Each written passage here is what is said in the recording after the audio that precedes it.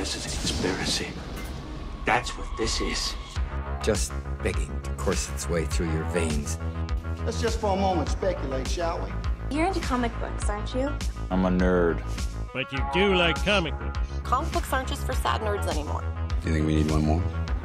Strange things are afoot at the Circle K. Do you think we need one more? Objection, calls for speculation, move to strike. This is a bad idea. This is a bad idea. All right, we'll get one more.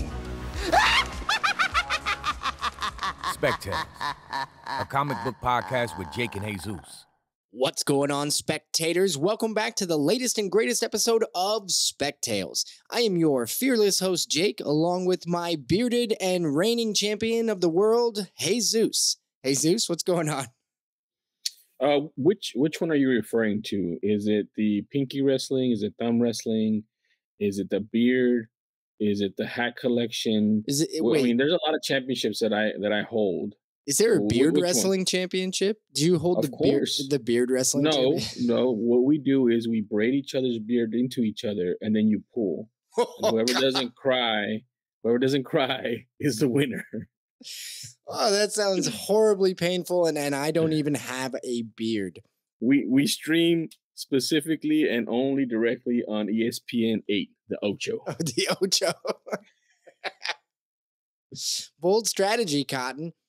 If this is your first time joining us for Spec Tales, thank you for giving us a listen. Spec Tales is a comic book podcast that asks collectors and creators, what's your Grail tale? Each week, we explore new stories about the comic book grails we love, the epic journeys behind how they were obtained, and how they inspired new creativity.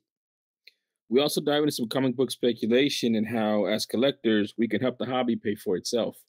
This week, Jesus, we have got quite the show because I'm just going to tell all you listeners right now, Jesus, for the first time ever, Spec Tales went to a con. Spec Tales went to a con. We have now, Jesus has been to cons before. I have not. I know this is it's a tragedy. I host a comic book podcast and I still have not been to a comic book convention. I guess I've been to like mini ones, but like they're in like they're mini even for Nebraska's mini. So I don't really think they count. If you go to a comic convention and you see your grandma there, is it really a convention? I don't know. That's not true. She wasn't there. But Jesus, he was wearing the t-shirt. He had a booth. He was handing out postcards and stickers. Jesus went to a con and Spec Tales went along with him. So we've got some stories. Jesus, you've got some stuff to talk about from that. And back by popular demand, we have another listener submitted Grail tale. Everybody's favorite. So That's correct, man. We've got a lot to talk about. Jesus, I mean, on a scale of 1 to 10, was this the best con you've ever been to? 30. 30. Wow. 30. Yeah. I don't even know why, but it's a 30. I mean, we'll get into it. We'll get into the meat and potatoes of it. I know you guys just want to hear why. But yeah, man, I had a lot of fun this weekend. I mean, I had a lot of fun, but it's also a lot of work, man. So this is a first appearance episode, the first appearance of Spec Tales at a convention. So yeah, we're very excited. I almost feel like so I told you this when you got done with the con. We talked on the phone and I told you that I was really jealous because you were there, you were meeting the people, you were shaking babies and kissing hands, and you were doing you were doing all the right things, and you were telling everybody about Spec Tales, and you like I loved how many times you told me you said, hey, and I've got a comic book podcast, and they all rolled their eyes. Yeah. This face would come over them, like they would turn white. It was dread. It's like they saw, Jason or Michael, or what is it, Michael Myers or Freddy Krueger. It's like, oh no, this guy, another guy with another podcast that I have to listen to.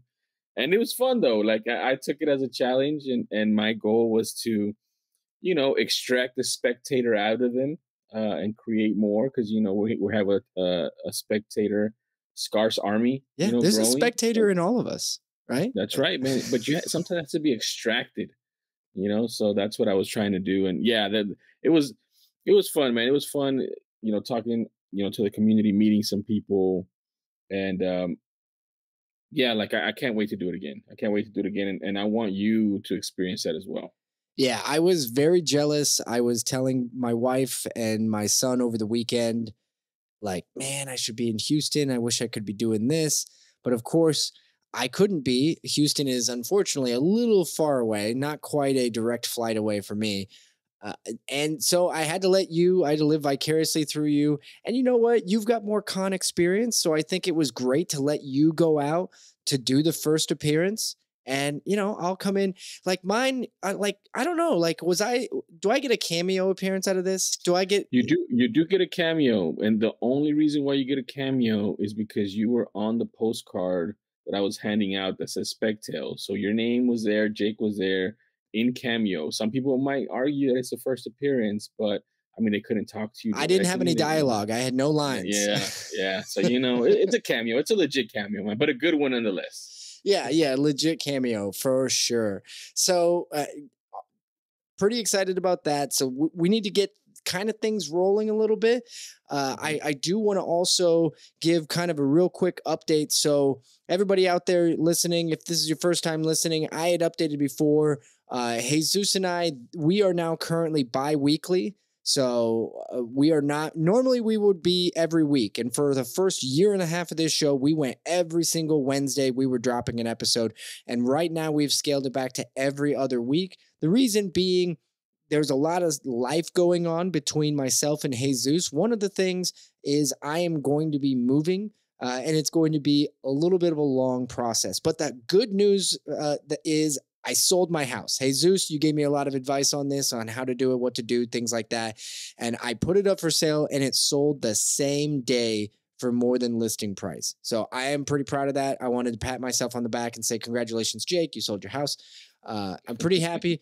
I won't be moving until the end of June. And then the problem is the house that I'm moving to is going to be not ready until August. So I'm going to be living with my in-laws for 2 months. Oh, nice. Got some in-law living going on. So, and that may also play into our recording schedule. So just a update that we are, as much as we possibly can, going to try to get back to that every week schedule, but it is going to be a little ways out, everybody. But the good news is that we are making progress. So everybody who's like, man, I want to get this every week, we get it. We understand. We're still working towards that. And the good steps have been made. Yeah, we're working towards it. Fear not. The way I look at it is we're just jam-packing these episodes right now while we can. We will get back to every week. We're also doing other stuff like we talked about, some creative endeavors, some conventions, some cool new things coming. So it's, it's not just empty and we're not doing anything in these in between weeks. There's a lot of stuff going on and you guys will be made abreast of it fairly soon. Very cool. All right. I think we've gotten all the things out of the way. We've got to get ourselves into this first segment.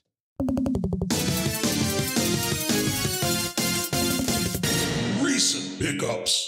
That's right. The recent pickup segment where we're going to talk about a book or collectible we recently picked up. Pretty straightforward. Jesus, you usually lead the charge, so I'm going to let you have the mic. So I have two. I mean, obviously I was at convention. I could have picked up anything I wanted. Everything was there. Was there a Batman one? There was a Batman one. Should I talk about the Batman one real quick? Why not? You mentioned it, but that's all right. We could talk about the Batman one. No, let's leave the Batman one for later. It might end up as a Grail tale somewhere later on. So I won't talk about the Batman one. There was a Batman one there though. I mean, but there's everything. I mean, there was Giant Size X-Men, Amazing Fantasy 15, everything there. But I didn't pick that up. And I didn't pick up. I mean, I will talk about what I picked up there. But first, before I get there, I picked up some new comic books to read. I took some comic books to read in case I got bored or there was downtime, which, funny thing is there never was. And then you sold the books you brought to read? Yeah, exactly. So I didn't even read them. No. So I found this book called Where Monsters Lie. Obviously, it's like a kind of a gimmicky title. It's from Dark Horse. But then I looked down, the artwork was pretty dope. And then I looked at who the writer was, and the writer is Kyle Starks. So you know what Kyle Starks has written that we talked about on here, Jake? No, enlighten me. Kyle Starks wrote and has written Fuck This Place. Oh, really? Yes. Yes. I did not connect the names. When I saw Kyle Starks, I was like, all right, I'm going to give this a try. Then I found out there was 1 and 2. So I was like, all right, let me read them. I ended up reading them after the con before we're recording right now. And it's a very cool, very funny, very interesting premise. Not very funny. I mean, there's some funny spots in it, but it's a very interesting premise. So I won't like ruin it. And then the good thing is when you're hearing this, when this episode drops, issue number 3 will come out, which I was pleasantly surprised because I really like the story so far. And I get to read the third part of it tomorrow.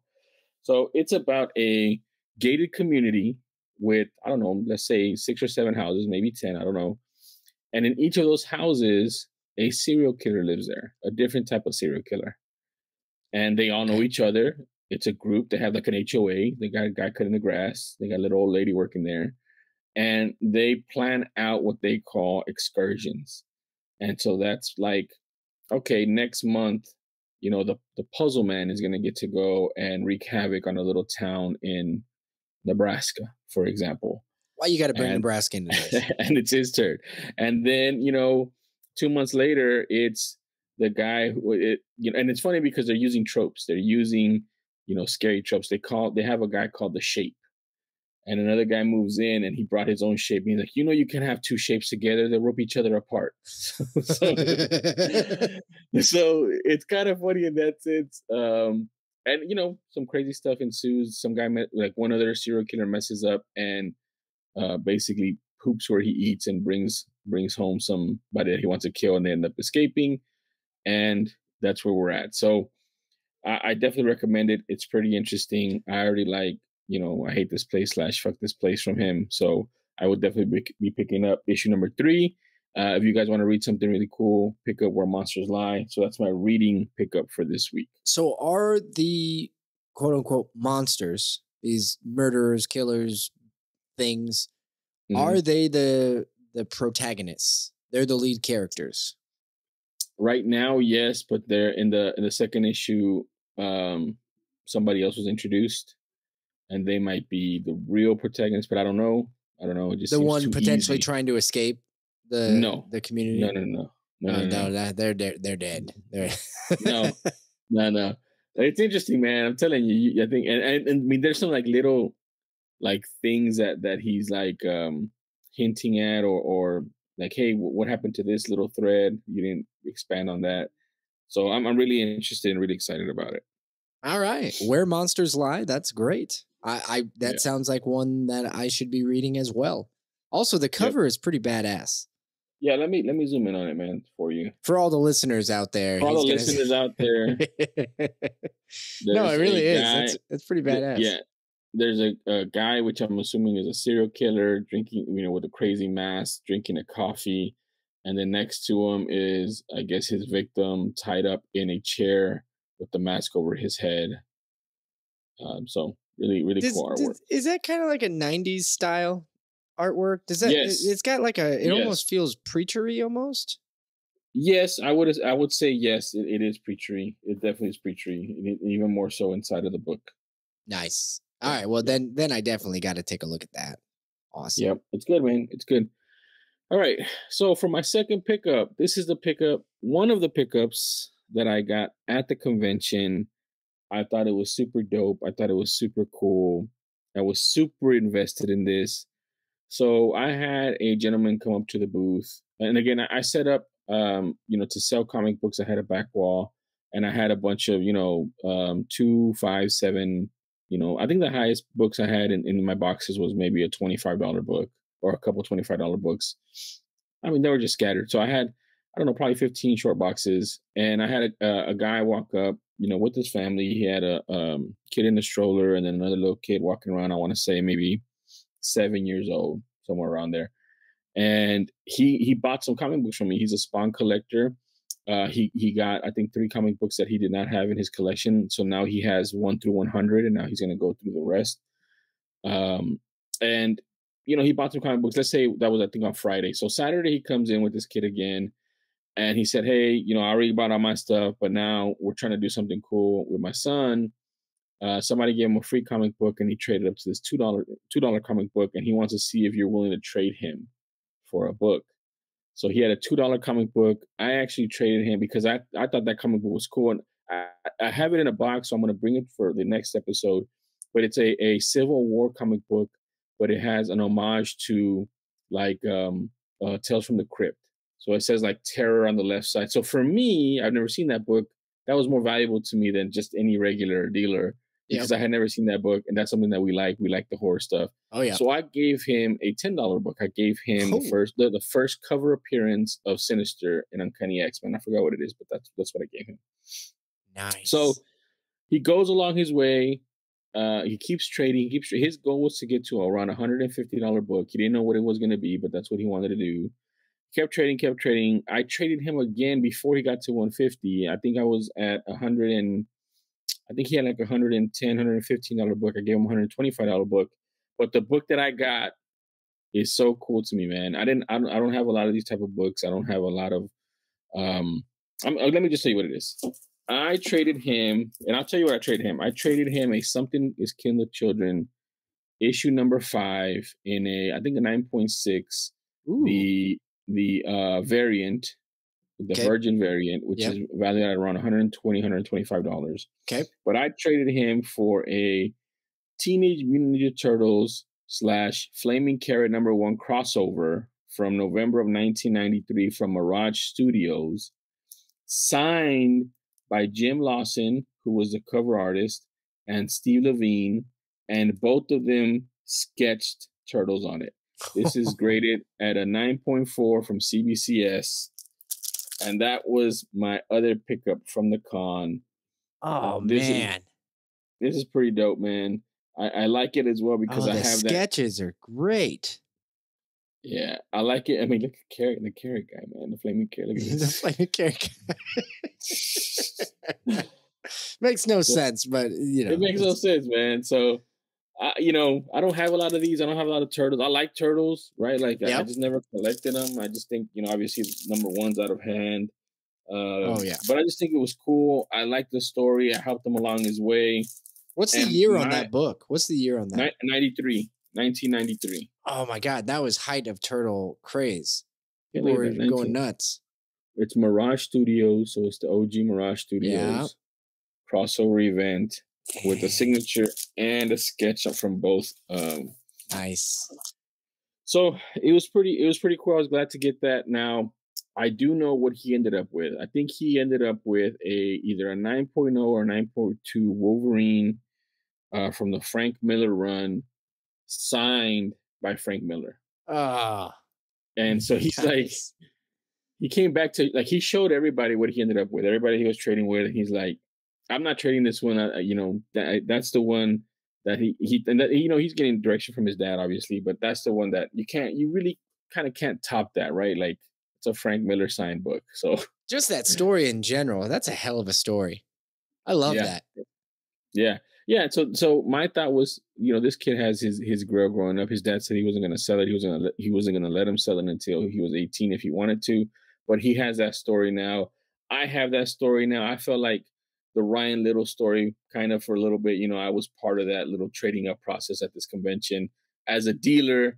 And I just thought it was so cool, man. So, I was giving him extra, giving him a little bit more than what it's worth. But to me, it was worth it. It's a part of the fun.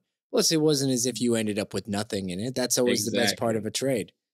Exactly. Very, very cool. I don't know that I'm going to be able to compete with that, but I am actually very excited about what I did bring for recent pickups. So this is something that I got as a free gift. So, Jesus, you are aware. I am. We are. I guess I don't know. I guess I've always sort of been a part of the Oblivion Bar podcast Patreon, right? So I joined this. It's kind of I don't know if it's a tit for tat kind of thing, but Chris Hacker is one of our Patreons, and I am one of theirs. And, you know, if he ever drops ours, I'll drop theirs. No, I'm just joking. But that said, Chris Hacker and Aaron Knowles, who are the hosts of the Oblivion Bar, they did something really, really cool recently that I had not seen a podcast do. And that is that they got their own cover for a comic book. So nice. This came to me in the mail, unbeknownst to me. I got a package in the mail. I'll go, what is this? And because I was also trying to order one of these, actually. Mm-hmm. And so for all the listeners out there not seeing what I'm showing Jesus, I have a copy of it. This is Phantom Road #1, which is a book that came out a month and a half ago. Yeah. Jeff Lemire, Gabriel Walta, Jordi Belair. And the artwork, though, on the front is by Christian Ward. Their good friend, Christian Ward, did the cover. And it is awesome. Yeah, and you guys know I'm a big Christian Ward fan. I like his artwork, and that's a little bit different than his normal artwork, but it still looks awesome nonetheless, man. That's a really cool cover. Thank you, Jake, for holding on to it for me. Just go ahead and forward it to me. I will put it with my other Christian Ward covers. So I'm glad you brought that for me. Thank you, man. Oh, you're so very welcome. And on the back of the book, it's got the Oblivion Bar's seal. I think it would be a seal, right? It's like a logo, kind of a seal. It's circular. Yeah, that's pretty dope, man. That's awesome, man. Yeah, it's rated M for mature. It says that on the Did you read it already or not yet? No, I have not read it. To be honest, I probably would be reading a different copy. I don't know that I want to read this one. Hold this one pretty dear. Yeah. You don't want to mess my copy up. I got you. Exactly, right? I want to hold this one until it might somehow get misplaced in the move, you know. No promises. So we'll but I do want to read that book. I actually heard some pretty positive things about that. It's an Image comic book. I think they are only a couple issues in, maybe 2 only. So I do want to read that. That's something I'm going to pick up. But I was very, very thrilled to get this in the mail. And I, of course, wanted to give a shout out to Chris and the Oblivion Bar podcast. Thank you very much for sending this along. It is one of my favorite podcasts out there besides the Spec Tales podcast, of course. So yeah, definitely go check that out if you're not familiar. Chris and Aaron were on Spec Tales. I don't even remember when we did that. Was that August? Was that? Yes. Yeah, that was August of 2022.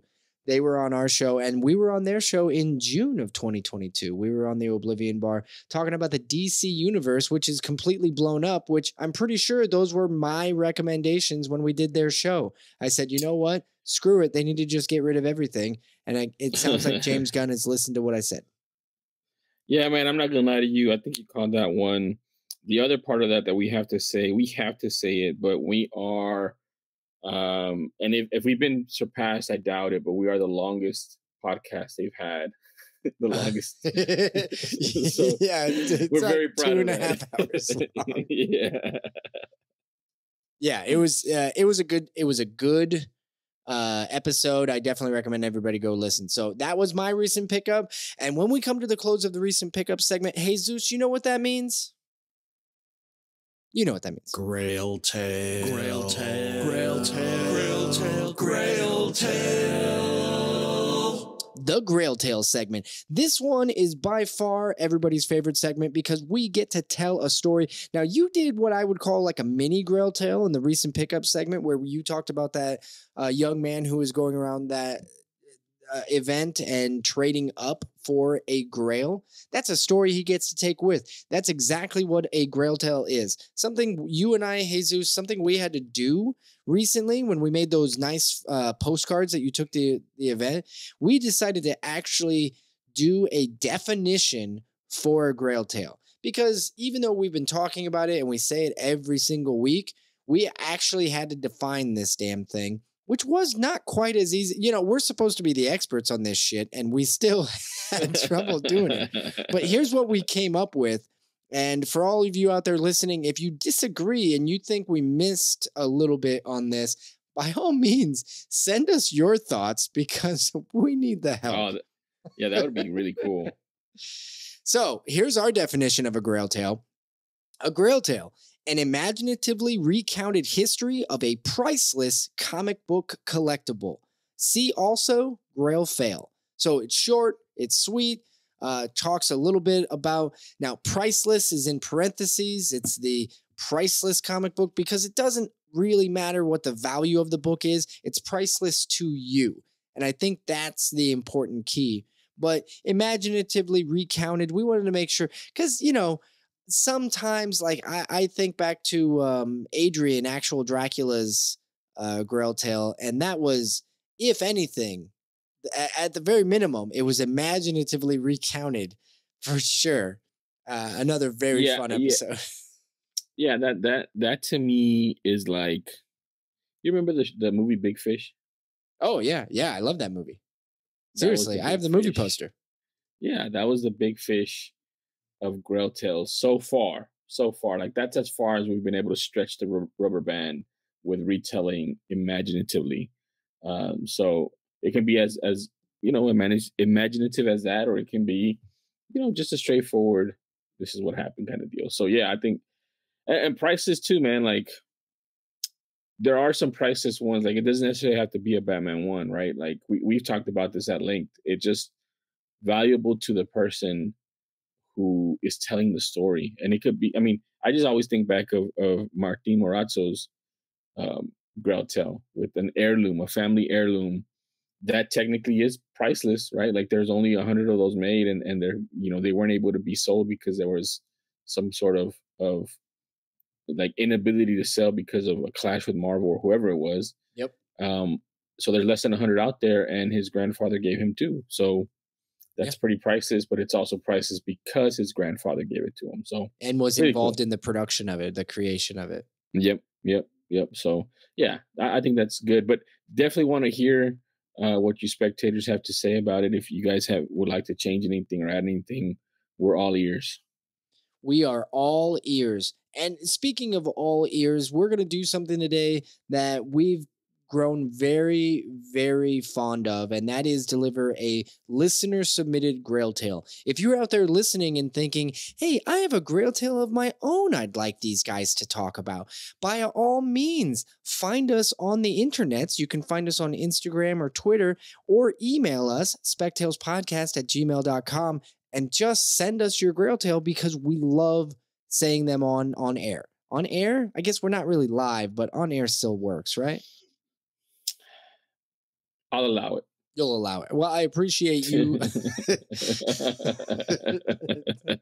So here's what we've got, though.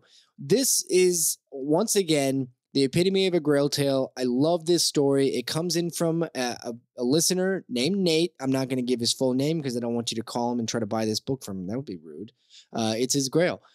But let's go ahead. I'm going to read it verbatim because he wrote it really, really well. And Jesus, you're going to shit yourself. So just, I'm telling you, change out now or get prepped or do whatever. Get some towels. I got my gold diapers on. Yeah, you got your Depends on. My gold one, my gold diapers. Gold plated diapers. Yeah. What does that even mean? Nobody knows, but it's provocative. All right. First off, this is Nate's words. First off, I haven't given podcasts much of a chance until I stumbled across yours. Your topics are awesome, and the two of you do a great job. Thank you. Nate, thank you very much. We appreciate it. It's always nice to hear that. And it's always nice for us to read what you said, the nice things you say. We like to read it back to our other listeners who maybe don't agree with you, but you know. Maybe it changes their mind a little. I don't know. Yeah, exactly. Yeah. Okay. Back to Nate's words. My Grail tale includes an epic tale and a great Grail to boot. I have collected comics since I was 8 years old. After my dad rented Batman 1989, and then in parentheses, VHS, of course, I was hooked. I have had some luck hunting for hard to find books in the wild and did make some cool trades, but nothing compares to how I acquired my Grail. When it happened about 7 to 8 years ago, I was working on my house. My dad pulled up and carried a long box filled with old comics. He said he was proud of the hard work I was doing. He, of course, knew I collected comics as he funded my hobby for most of my life. That's a good dad. I had always stopped and looked at comics in yard sales or swap meets whenever I could. Though he didn't share my enthusiasm for it, he always encouraged me to pursue what I liked. As we stood there looking at what I was working on, I asked what he had. He said he saw this box and knew I would enjoy it. He said, I got this box for $50. There are probably books worth some money in here, but before I give this to you, I want you to know that I don't want the $50 back or anything from what's inside. I love you. We both looked at the box. My world stopped as I was blown away by this awesome gift from the guy I looked up to. I started flipping through the groups of old Superman, Batman, Journey into the Mystery, Action Comics, Weird War, Star-Spangled War stories, and so on. I stopped at one. I picked it up and said, holy shit. It was a Fantastic Four 25.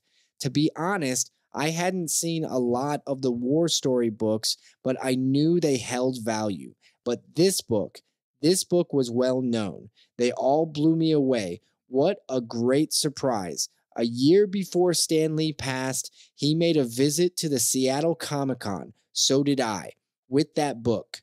It was awesome getting it signed by Stan the Man himself.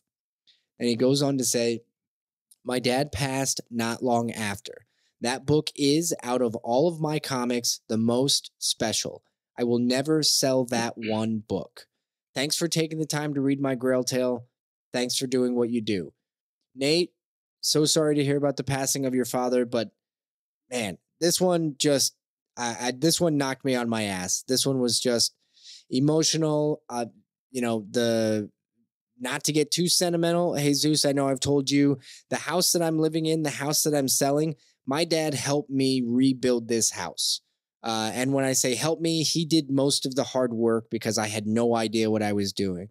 So I completely renovated this entire house. And I know it's going to be sad because I'm going to be selling something that I know my dad built. He never asked, same with Nate's dad, never asked for anything in return. All he wanted to do was help his son. And I think so for me, that's why this story touched me so much, because I as well have a very good, close connection with my dad. Even though he doesn't share any of the same hobbies as I do, we still connected through things. And so I don't know what else to say besides this is potential. This might be my favorite Grail tale of all time. Man, I mean, you said a lot there, man. And also, from a father standpoint, that's what you want to do with your kids, right? We both have sons. I mean, daughters as well. It doesn't matter. Like, we just want to, share with them and not want anything or need anything in return, because we just want them to be happy and to prosper and to, live a good life, right? So I think that's really cool. I mean, there is some stuff to say though, like maybe people don't know what Fantastic Four number 25 is, but it's the second appearance of Captain America in the Silver Age. It's the first solo battle of the Hulk versus the Thing. Yep. And then it's a cover appearance of the Hulk versus the Thing. And it's Kirby goodness, right? It's the epitome of Kirby with the big hands, the blockhead, the action. What changed the game in comic books is Kirby. A lot of your artists that are doing work now look up to Kirby or someone that was influenced by Kirby. And it's also written by Stan Lee. So it's a big time book. It has an added signature of Stan the Man. And then it has a Grail tale like that attached to it. So yeah, that's what the definition of a Grail tale, man. Such an awesome story. Thank you, Nate, for sharing it with us, for allowing us to share it with the rest of the spectators. Such a cool story. And just thank you. Just thank you for your words. Nate did share a photo of the book. It is really in wonderful condition. It's a great looking copy. The signature by Stan is just spot on. He did it right over the image of the red box. There's a big red box on the cover of this thing that says, the Hulk versus the Thing. And he wrote it right over that, just so that not to cover up the image of the Thing versus the Hulk, right? Dude, yeah. Go ahead. Anyway, great looking copy, and the photograph immediately, like I saw when this email rolled in, obviously I peeked, right? You look at the picture first, even though I probably shouldn't have, but I looked at it first and I was just like, oh, this is going to be good. And yeah, it just did not disappoint. Yeah, no, did not disappoint. And if I could add like two ancillary things to it, like I think we don't really have this to an extent because, Marvel and DC have been around for 60, 70, 80 years in some instances. But think back to 1964. And if you're a kid reading these books and the Hulk and the Thing have never fought each other, wouldn't it be natural to be like, man, I wonder who would win if they fight each other, right? Yeah. And then they get, okay. So I recently had that with Marvel, and I'm not reading this. I just, been doing like summaries or watching YouTube videos on it. But in the Sins of Sinister creates clones, but with different like mixed powers. Okay. And there is a bunch of Nightcrawler, and one of them is a Wolverine Nightcrawler. Oh, really? Yeah. So I was like, oh, that's pretty dope. We could just teleport anywhere and just, create chaos and heal and then teleport back. So I just thought it was cool. And so we still get some of that. I guess not as cool as a Thing versus a Hulk for the first time with Jack Kirby drawing it, but still, nonetheless, that comic was a tentpole comic, right? We talk about movies these days as a tentpole movie. Captain America versus Iron Man. Everybody wants to know who would win in a battle, which was Captain America. But you're gonna be getting a message from Newbie soon. Like his ears tingled right now. You're about to. Did you just say something? But I mean, in the 60s, when these characters were brand new, everybody was like, "Oh, who would win?" Like it was a tentpole comic book. It sold off the shelves. It was an incredible book immediately, right? So Nate, thank you for sharing. What a wonderful story. And I can't once again thank you enough for sharing it with us. And for everybody else out there listening, if you enjoyed the Grail Tale, if you've got a story of your own, maybe it's not Nate's story. Maybe it's your own story that's unique to you and why it was. Maybe you were at a Comic-Con when you were 7 years old and you traded up to a Frank Miller signed Wolverine book, right? Maybe that was your Grail Tale. Who knows? Give it a listen or let us know. Send us an email, reach out to us. We're on social media. We would love to have your Grail Tale and we would love to share it on our show. So thank you very much. That's going to do it for the Grail Tale segment. We need to hurry up and we need to get into our final segment, Jesus. Speculation. The speculation segment. That's right. This is the segment where we're going to talk about a book or books or something that maybe we think you should be looking into that is going to increase in value, which is an interesting conversation to have these days because what we've been talking about lately on the phone is that values are not quite what they used to be. That's correct, man. Values are down. I saw them this weekend. I actually, lived them as on the other side of the table as a vendor. So yeah, man, values are down, but there's still some potential flips to be made. Yeah, absolutely there are. And if anything, it is, I don't know if it's getting back to, but let's just say it is becoming, for somebody who really got into collecting right before the spike, right? Like I grabbed a few of my more valuable books right before the explosion of books and values like doubled and tripled. And I grabbed a few of those books as I was telling you, Jesus, like my Giant Size X-Men 1, I grabbed that right before it damn near doubled in value. And that book is back down to, it's still a little above, but it's right near, it's hovering right around where I had gotten it before the spike. So I had gotten it in 2021. It was like January of 2021, December of 2020, somewhere in that ballpark. And it's taken a couple of years, but it is now come back down.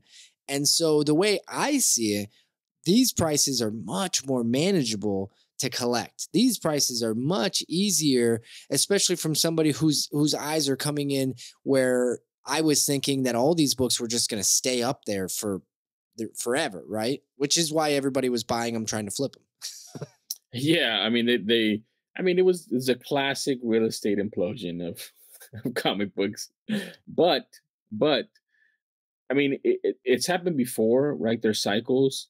And right now we're in a down cycle for comic books, but not all comic books, right? Like there's some comic books we've talked about that have either at the very least maintained their value or have grown in value. And right now as well, we're seeing some DC books that are actually growing in value. So yeah, I mean, it just depends on where you're at from a collecting standpoint and how you use your funds wisely if you are going to be trying to speculate and flip some books to help with your collection, because right now would be a great time to start buying some of your collection or maybe even upgrading, right? Like let's say, before this spike you had a 4.0 of Amazing Fantasy 15, maybe now you can, reach out and try to get a 5.0 because it's a little down compared to the spike. Who knows? I'm just giving you guys some examples of what you can do right now with the down market. Yeah, and I think that's something for everybody to look at and to consider. But let's get into the actual speculation. Now, you were actually at an event. You saw it live happening in real time. You got some specs for us? Speculation? Yeah, so the first one, I'm going to do something a little bit different. Then I'm going to talk about the convention. So the first one, what I want to do, something new. I haven't run this past Jake. Jake's probably going to cut me off. So if you don't hear anything for the next 5 minutes, it's because he didn't like it. I'm going to do a redux, if you will. Oh, all right. And what I'm doing is not even, that's not even the real thing, but I just wanted to call it redux because that's such a cool word. But I wanted to go back and talk about a book that I've talked about twice. I talked about it when it was a $15 book, and I talked about it when it was a $20, $25 book. Well, that book, I told y'all to pick it up as a spec at $15 and $20, $25, and now it's paying off. The book that I'm talking about is Infinite Crisis #5, the first full and cover appearance of Jamie Reyes. That's the Blue Beetle. So I talked about it when it was $15. I talked about it when it was $25. I think I sold some when it was $25. The cover that's not desirable, which doesn't have him on the cover, but it's still his first appearance, is selling for $50 now. So you could have gone from 15 to 50 or from 25 to 50 and doubled your money. The copy that has him on the cover, which is the Jim Lee cover, which I have a few of, and when I got word that the new trailer, that the first trailer was coming out the next day, I took it down from my wall because I knew it was going to spike. So I took it down because I didn't want to sell it for that price. And I took it down from my wall. That book raw right now is going for no less than $100. And that book, the most, I think when I talked about it, it was going for like $25, $30. So again, there is some room for some spec. And this is DC spec, and it does pay off. You just have to hold. I mean, it hasn't been a year since I've talked about it. I probably talked about it less than 6 months ago. And this is the warm blanket that we talk about. This is the warm blanket. Now that people see it, now that people see Jamie Reyes on the big screen, now that they see the cool suit and what it's going to look like, oh man, they have FOMO. They need to get that book. And that's when you can sell the book and make a little bit of profit. So you can go and buy your Amazing Fantasy 15. So that's my first redux. This is the first. So this is a double first appearance, Jake. This is the first redux appearance. Well, yeah, I guess so. I you could call it that. I don't think it's as impressive as my cameo appearance at this weekend's con, but yeah, I agree. Yeah. I agree. So it's a triple appearance. It's first appearance of Spec Tales at a con, yep, the cameo of Jake at a con, and then the first redux. Okay, so that leads me in to my second Spec, which is actually a real Spec. And let me tell you why it's a real Spec. So I'm talking about not just number one, but some other ones in this series, which is Something is Killing the Children. Okay. It's spiked. It's down. I saw a 9.6 Something is Killing the Children sell. Number one, A cover, 9.6, Almost Flawless, sell for $400. Okay, that book was going for $600, even $700 because the 9.8 was going for $1,000 or more. Yep. How do I know this? Because I'm the one who sold the 9.6 Something That's Killing the Children number one for $400. I'm the guy. I had it for $450. Last day of the con, guy walks up to me, and actually he's on Carlos Collects comics on YouTube. It's not him, it's not Carlos, but it's a buddy of his who is on his show regularly. He was a volunteer at the show. He had been walking around. He offered me, I was asking $450 for it. He offered me $400. I said, sure, last day of the con, let's make it happen. I still made some money on it. He got a super cheap deal on it. But those books are low right now. Those books are low. There's a lot of first appearances in there. That show is coming. That show is coming. It has to come. Netflix has took their A team on it, and then they got off, and then they got a new team on there, and it's gonna happen, and it's gonna be the same thing. Right now, 9.8 I think selling for $500-$600, something like that. You can get it if you can get it cheaper, get it cheaper. But that book is gonna go back up as soon as they find out casting. It's gonna go up as soon as the first trailer comes out. It's gonna go up. It's a strong female lead. It's gonna go up. So the other book too in that series that I would say go after is I think it's number 11, which is the first appearance of Aaron Slaughter is also a good one, but that one's kind of going up a little bit. But it's number 11, the first appearance of the Old Dragon, the head of the Order of St. George. Yep. So I think, when you get because I have one and it doesn't come out on CGC. It doesn't say that on CGC on the label. So eventually it will say that. But I definitely think that's one to buy. It's so late into the run too. Number 11. It's not that hard to find. It's not that expensive, but I think it will go up. So that's my Spec. Something is Killing the Children. It's low again. And it will go up whenever you get that the casting, and then also whenever you get the trailer. I like that a lot. And the thing that I liked we've talked about Something is Killing the Children a few times, although it really kind of peaked. It was hugely popular, but kind of before we started recording. I remember because I was collecting that fairly heavily. I've got the run. And the thing about that entire series is it actually translates really well to collecting, simply because the way that it was written, there are first appearances sprinkled throughout the first 20, 30 books of that run. There are just different characters that pop up at different times, and each one meaningful in their own way. And it's a good series to read, very much like to read it. So I'm hoping that we have a good show that comes out of it. Netflix being a little hit or miss, but the fact that they are actually following through with this is a great sign.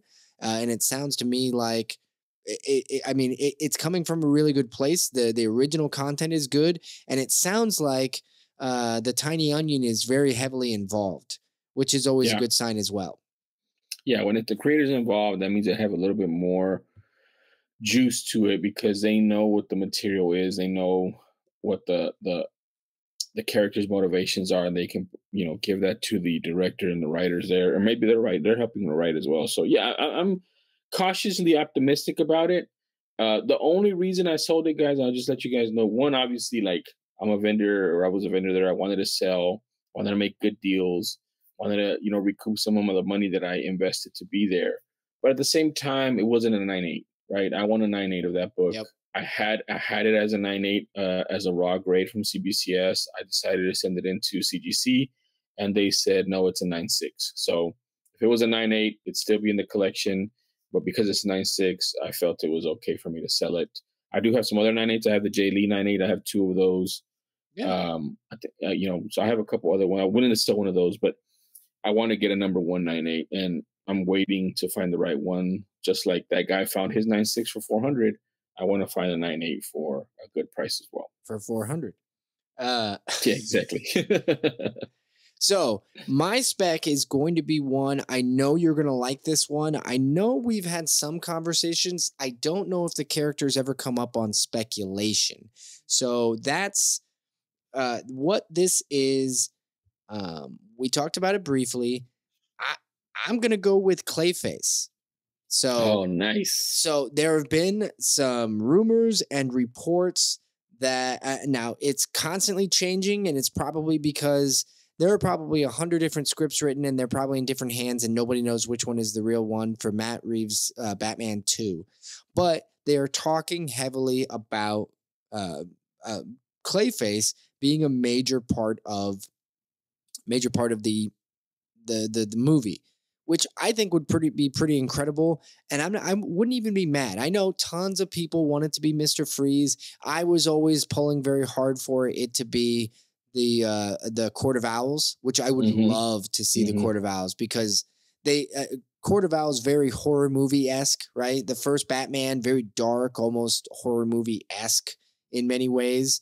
And I feel like Court of Owls would be good, which I would still load up on those books. I wouldn't just, I mean, Batman is going to be big, and we don't even know how they're going to, if they're going to interconnect these Batman movies with other Elseworld movies. Like Gunn has already said that this is a part of Elseworlds, but he didn't say whether or not there was going to be an expanded universe of Elseworlds. So we don't know how they're going to play it. But if they bring Clayface in, come on, everybody, get out of here. So the book specifically that I'm looking at, this is not a cheap book. That's the problem with DC, right? That is the big problem we always say. All of these characters, their first appearances are 60 plus years ago. And that's something we're talking about with this. Now, the very, very first Clayface, you can just write that one off as never going to find it, never going to get it. You're never going to touch it. Nobody ever will see it. The first appearance of and origin of the original Clayface, which is Basil Carlo. I always, everybody called him Carlo, right? I remember the cartoon, everybody just said Carlo. Yeah. But it also, well, that's Detective Comics 40. Ugh. That's a little early, but from 1940. Yeah, exactly. But in addition to that, it also happens to be the first cover appearance of the Joker in Detective Comics. Like I said, you're not touching this with a 10-foot pole, right? This comic isn't walking into a convention for you to find for 5 cents. So that said, if you want to get that book and you have the means, by all means, go ahead. The second appearance of Clayface is Detective Comics 49, a much, much more affordable book, but in general, it's still going to be difficult simply because of its age. The one I'm talking about, however, is the first appearance of the second Clayface, Matt Hagen, which is a scuba diver who had come in contact with a clay-like substance that compromised his molecular structure. So, and Clayface also happens to be on the cover of the book, which is better than I can say for the other ones as far as Clayface is concerned. Of course, the first Joker cover appearance is still pretty stellar. Yeah. But in this case, it's Detective Comics 298, still not a cheap book. And it is still a rare book because it was 1961. So it is not going to be cheap or easy to find, but it is the type of book that when you see it, it's got a hell of a cover. Great scene between Batman, Robin, and Clayface. This is the second appearance of the second Clayface.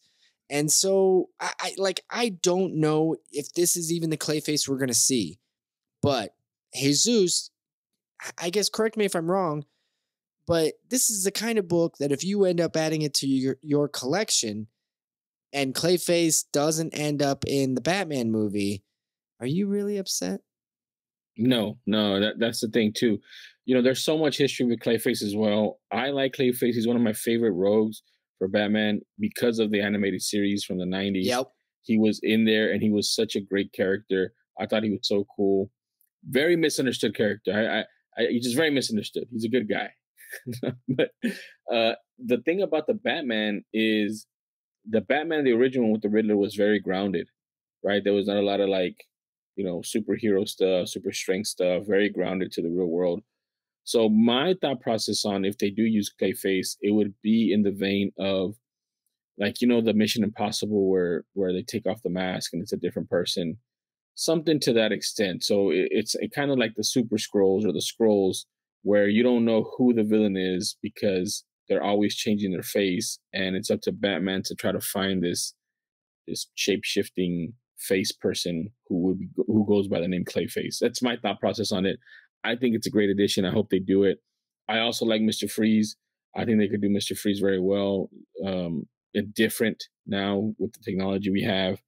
But yeah, if you have this book, 298, in your collection and he doesn't come out, who cares, man? It's a great book.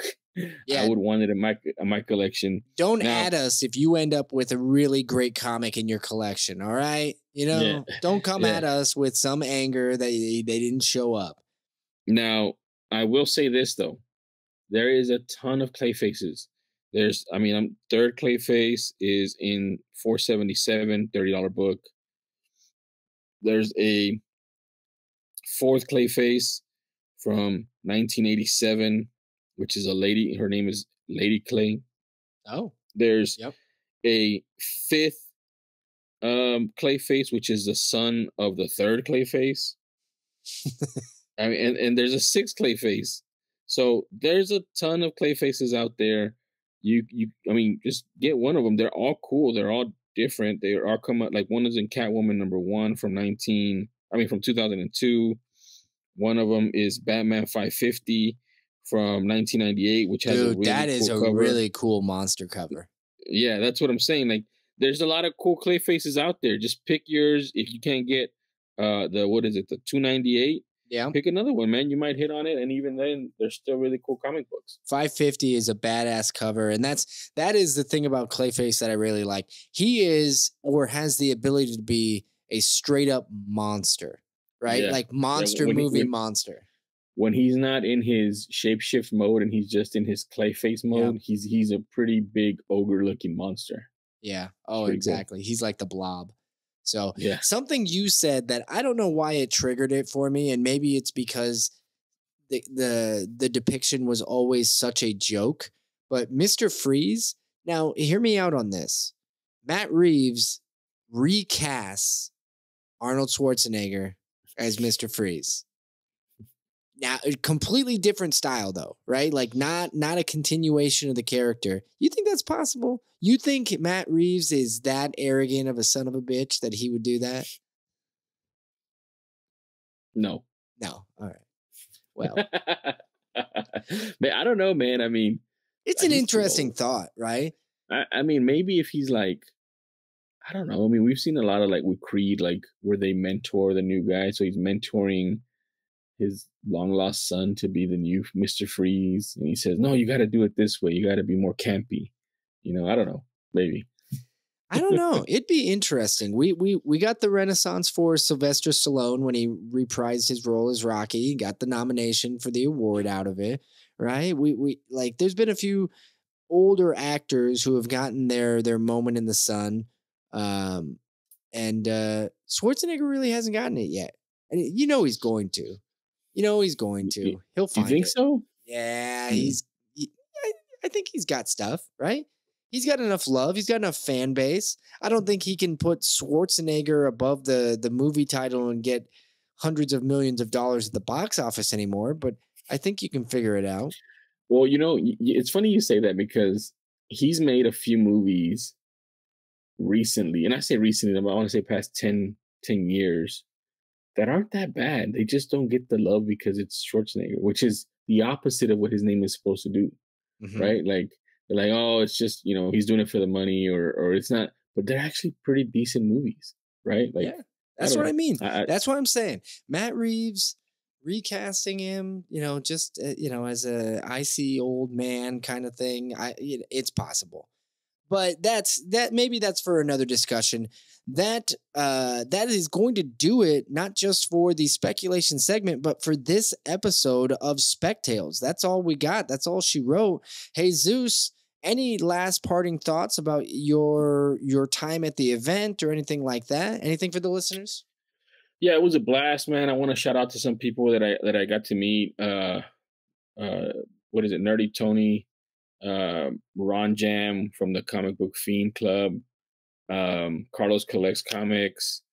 I mean, just if I miss you, man, I'm sorry. Space City Comics, both of them. You know, I met both of them there. I just met a bunch of cool people in the community. Got to talk about the podcast. I was able to convert a lot of those, glazed over eyes and faces when I said, "Hey, I have a podcast too," because they like the Grail Tale, and when I talked to them about the Grail Tale, I think people understood that it's a little bit different, and they wanted to be there. I think we got some good traffic on our socials and stuff like that. So it was very fun, man. I really enjoyed it. I'm gonna be doing it again. We'll be announcing where I will be at. Hopefully Jay can come down to one of these closer to him that has a direct flight, and you'll see both of us there. We might even record an episode there or something. I don't know. Both of us? That might be the first appearance. Who knows, man? Who knows?